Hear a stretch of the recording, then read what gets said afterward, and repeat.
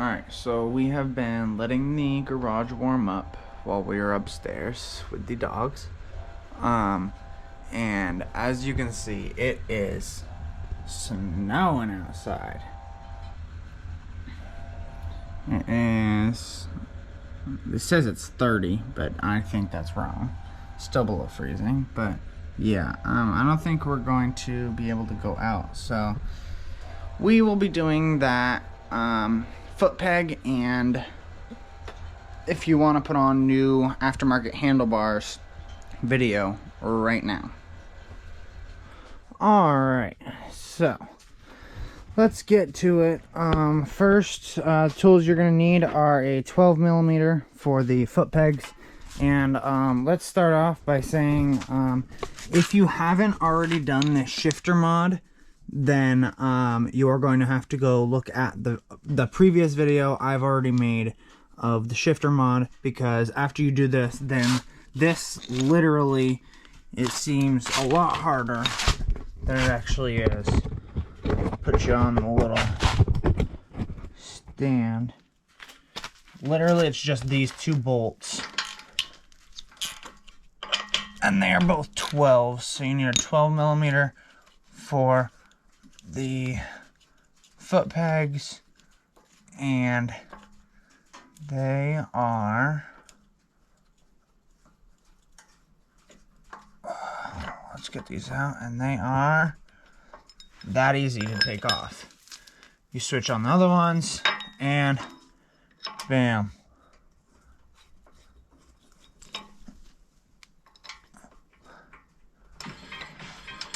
Ooh, sounds like I got a text.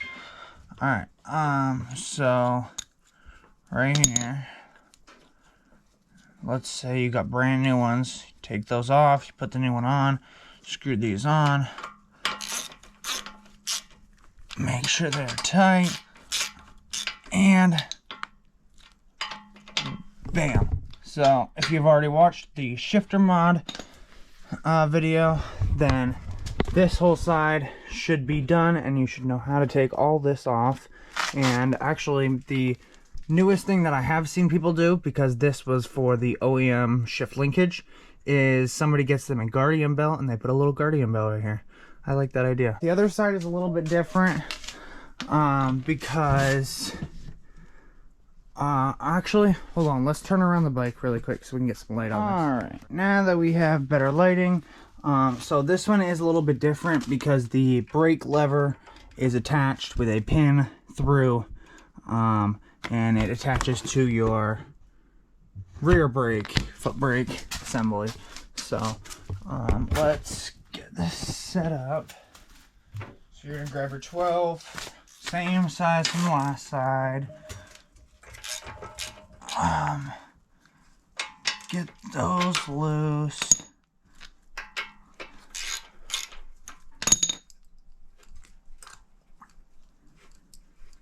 And actually, what I should do, hold on. Alright, this is what I should do. Once they're loose, you should just be able to spin them right off. That one's done. That one's done. Alright, so now that you got this off, so what you're worrying about, so back over here,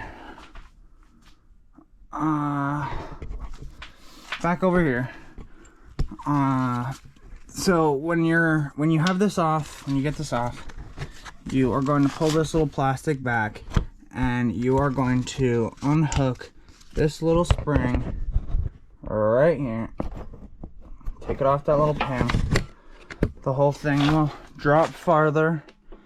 You can take it off the OEM where the pegs go in, the OEM mounts. And then what you're gonna have to worry about is if you're switching your brake, your foot brake, if you're swapping out your foot brake, you are going to have to take this pin off, which is the same pin for if you're gonna swap out your pegs. So it is just a little cotter pin. Bend it back, slide it through, take your peg out, you can put your new peg in, and if that's all you're doing, then you're done. If you are doing your rear brake like I did, I just wanted a new rear brake. I fucked up the metal. It was all bent, so I put a new one on here. What you have to do is take out this little cotter pin over here. Jeez, I keep on forgetting the words. You take out this little pin, you swap that out, and you put that back on. Once everything is back on, and you get both of these pins back in with, let's say, your new foot peg, then you are going to turn this around just like how it was. And I didn't say this before, but I will say this now. When you are messing around with it, try not to spin it too many times, because there is a bolt up here that measures or adjusts how far your foot brake goes and how much pressure it's going to push into it. And usually OEM is fine, so try not to mess with that too much. Alright, so once you have all your stuff, your new stuff back on, you are going to get this little pin back on. Hold on, let's just set you up really quick. Can you see that? Yeah. Alright, so you're gonna put this little pin back on, and it lifts up the whole thing. Perfect. Once you have those pins in and you put this spring back on, then you are ready to just bolt your foot pegs back on. So what I'm doing here is just tightening it up, making sure everything's tight. Grab your 12. Make sure you got that bottom one on. Make sure you got top one on. Make sure they're a little bit more than hand tight. Make sure you put a little bit of pressure on that, unless you're torquing it. And you should be good. That would be the foot peg and rear brake, and if you include my other previous video, shifter. That would be how you swap all that. You could buy an aftermarket gas cap on eBay, which is what I did. I didn't like the key, because I don't like taking out my key. So I bought this for like a few dollars. Wasn't very expensive. It is just quick release, so you go like that, done, boom. I don't need a key. It's perfect. I like it. Plus the black was better than I don't remember what it was, just like a offset carbon fiber, I think. So what you're gonna need for this is the Oem bolts, are the same bolts that come with the gas cap. They give you extras. It is a little 4mm. All you're gonna do is crank those off, and the OEM gas cap has 5 or 6 holes, and these other ones actually are not screwed in.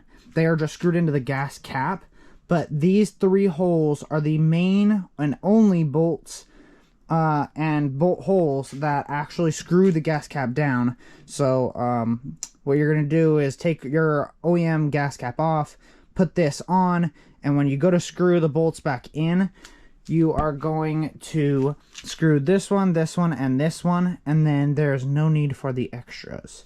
So I thought that looked a little bit cleaner. It was just a cheap, nice little eBay kind of mod, so I got that. So that is those 2 things.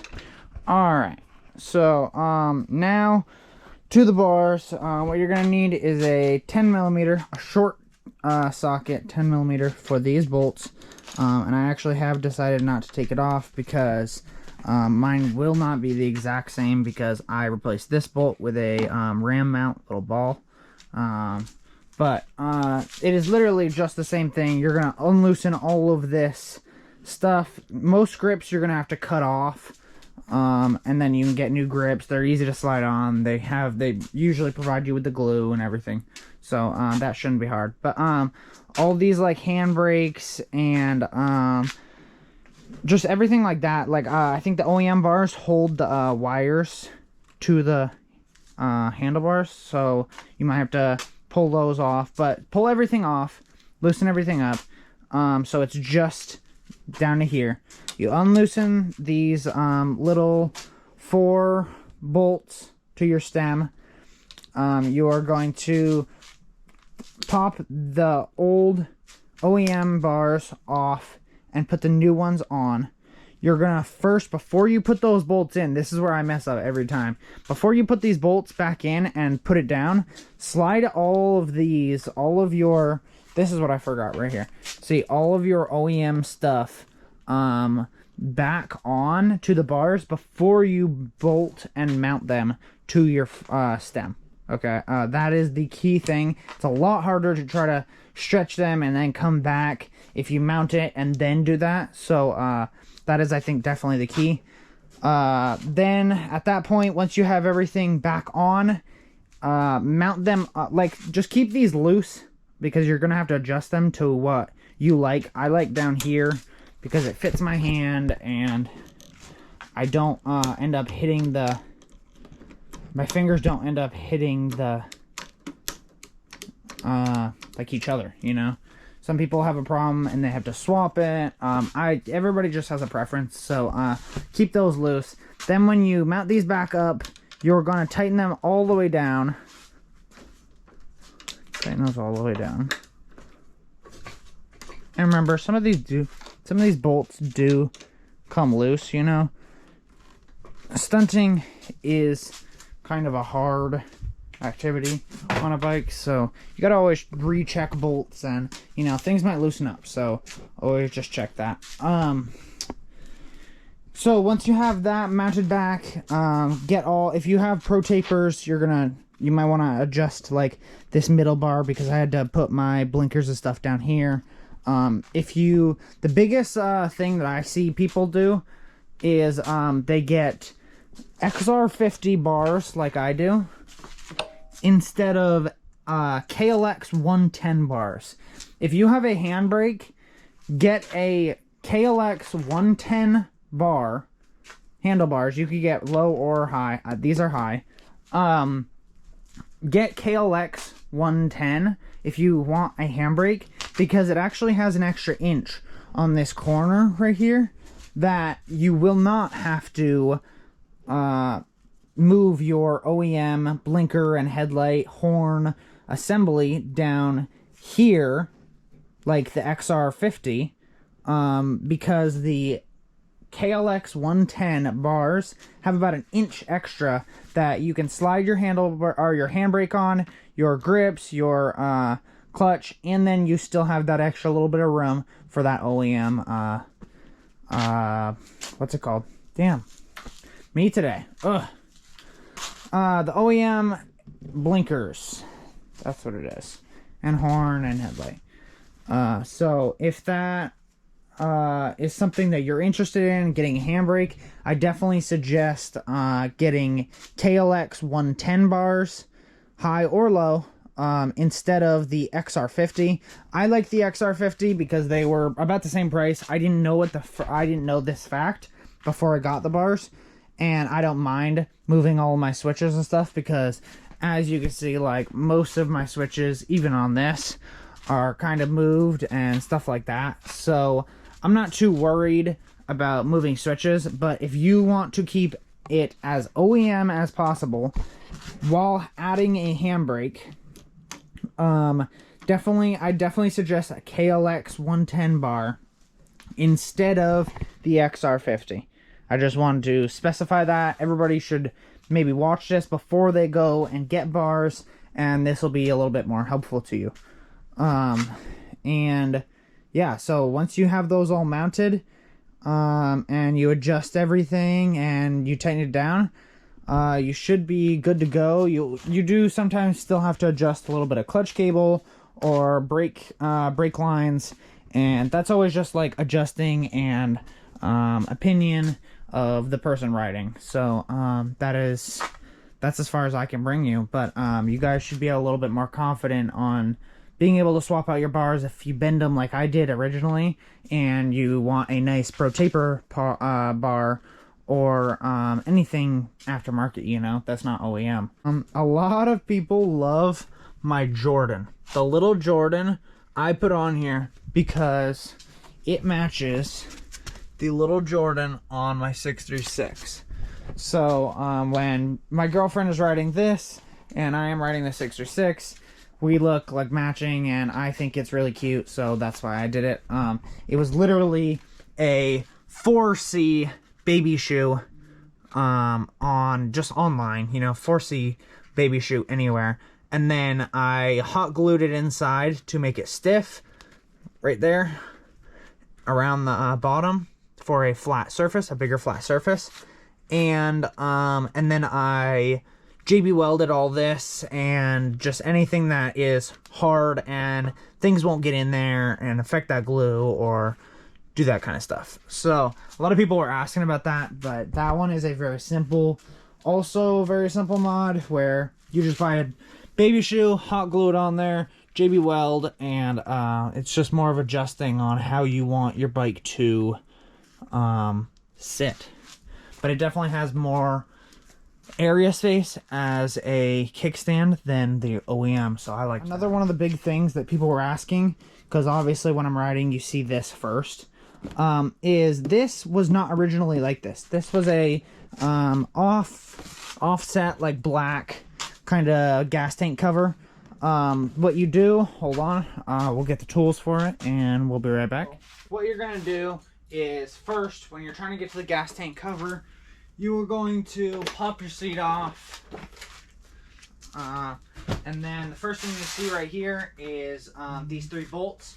So the first thing you're gonna have to do is pop these 2 side fairings off. You don't even have to pop it off all the way. Just has to be, these bolts just have to be out, so you can pop that off and get that off. Second thing you have to do is take off the gas cap. So that was the same time that I got the aftermarket gas cap, so maybe that's something you do together. And then third thing you do is take out that middle bolt. Let's show you. So the side fairing bolts, the gas cap, and then that middle bolt. When that middle bolt comes out, it'll all pop off, and you can swap the other one on, pop that on. First thing I did was put the gas cap back on, so it held it straight and firm, like down, so I could get all these bolts back in. Did that one, tightened this bolt, this middle bolt first, then tightened these gas cap bolts down, then the fairings. And yeah, like, it was all very, very simple stuff. While we're right here, another simple thing to do is get a battery tender. I have a voltage one, so I know how much battery my how much voltage my battery is putting off. But there are little plugins that you can swap. Let's see if I can do this with one hand. No, I can't. Hold on. There is little mounts that you can't see. That's how easy it was. There's little mounts that you can put in the same place as this. Has the same little hookups, and it has a USB, so you can charge your phone anytime your battery is charged and you get stuck, you know, let's say on the mountain or in the middle of nowhere, you know, and you need to charge your phone. I like this one because as the 636 is going right now, it's not charging, so I like to be able to see how much battery my my bike is putting off. Right now it says 12.7, which is perfect for this. So this is an easy little mod. It literally was just that little wire. You run it back here, has a fuse. You don't worry about that. You just tuck that all out of the way. You tuck everything out of the way. The only thing you actually have to do is take off your battery bolts, and as soon as you do, you put your black on your black, your red on your red, and then you put your bolts back down, and it will run your battery tender. And it will not drain your battery either. Especially at first I thought this, because I thought this was like a running, all-time running thing, but it actually does turn off, so it's not killing my battery, which is nice. I like that. So yeah, that is today's little shop tutorial, kind of showing you guys how to we went over, let's recap. We went over how to put in a battery tender. We went through the gas cover replacement. We went through a gas cap, bars. Now you know about a handbrake. The only thing I didn't say about the handbrake was that after you hook it up on here and everything, you hook up your brake line wherever it is. On this one, it is on the bottom. Hook it up, you run it to the back to whichever, you just run it, you tuck it through the bike, and then run it to whichever caliper you want. And I will make another video on how to install a dual caliper bracket if you don't want to run that to your OEM caliper and lose your foot brake control. I think that is it for today. The GoPro ran out of memory, so we're gonna have to get a whole bunch of these videos uploaded, and then hopefully this week we'll get to a whole bunch of other things, fixing the 636. Really quick, if anybody wanted to know, seal savers, these are the zip-on ones. They have a little zipper. So the other kind that Six Shop makes, you have to take your forks out. I would rather these, and all I have to do there. That's how it's supposed to be, over your forks. So all you have to do is wrap it around. They give you little like heavy duty zip ties. You zip it down, pull little tabs in, Velcro over it, and then yeah, they give you these heavy duty zip ties to make sure that it doesn't move. And then that is how you put on fork seals. Like, comment, subscribe. Make sure to share with your friends, because like this page is definitely going up. But make sure like that name just keeps on getting out there. Be safe, and yeah. Thank you guys for the support. Honestly, it's been more than I could imagine. So thank you guys, and till next time.